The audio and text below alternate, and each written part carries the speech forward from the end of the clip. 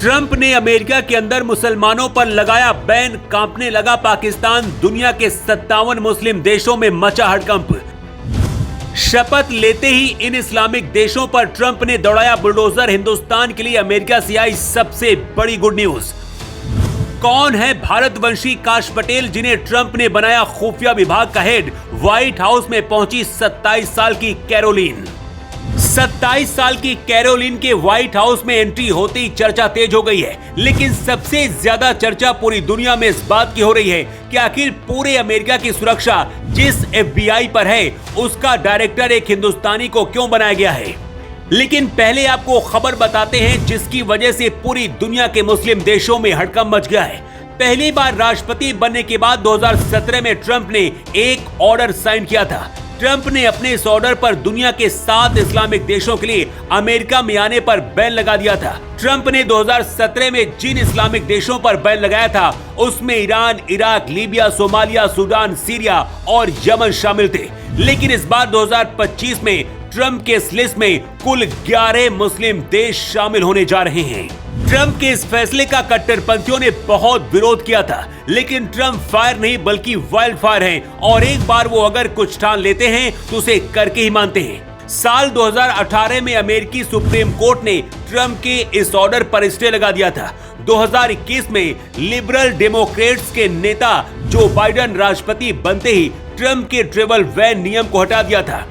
अब खबर है कि ट्रंप एक बार फिर से इस नियम को लागू करने वाले हैं। ऐसे में इस बार सबसे बड़ी टेंशन पाकिस्तान के लिए है। दरअसल मिडिल ईस्ट के कई देश पहले ही भिखारी बन चुके पाकिस्तान को वीजा देने के लिए तैयार नहीं है। बची कुची कसर ट्रंप ने पूरी कर दी है। पाकिस्तान को लेकर ट्रंप का हमेशा से रुख सख्त रहा है। ट्रंप ने कहा है कि पाकिस्तान से डील करने के अप्रोच को चेंज करना होगा। हम इस बात को लेकर अब चुप नहीं बैठ सकते हैं कि पाकिस्तान आतंकियों के लिए जन्नत बन गया है। बांग्लादेश की पूर्व प्रधानमंत्री शेख हसीना ने ये आरोप लगाया था कि राष्ट्रपति रहते हुए जो बाइडेन ने ही उनकी सरकार का तख्ता पलट कराया था, क्योंकि मोहम्मद यूनुस उनके इशारे पर काम करते हैं, लेकिन ट्रंप मोदी के इशारे पर काम करते हैं। इसलिए ट्रंप के आने की वजह से पाकिस्तान समेत दुनिया के हर कट्टरपंथी मुल्क खौफ में आ गए हैं और ट्रंप के टारगेट पर नया नवेला कट्टरपंथी मुल्क बना बांग्लादेश भी आने वाला है।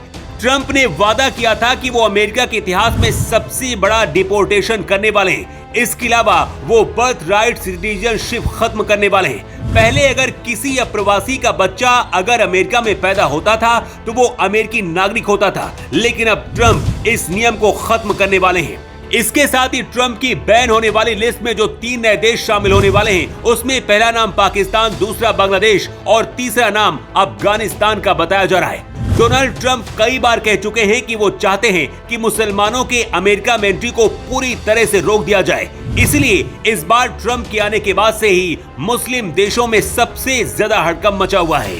ट्रंप की पर्सनल लाइफ भी काफी रंगीन रही है, इसे लेकर वो विवादों में भी रहे हैं। अब ट्रंप के व्हाइट हाउस में 27 साल की कैरोलिन की चर्चा हो रही है।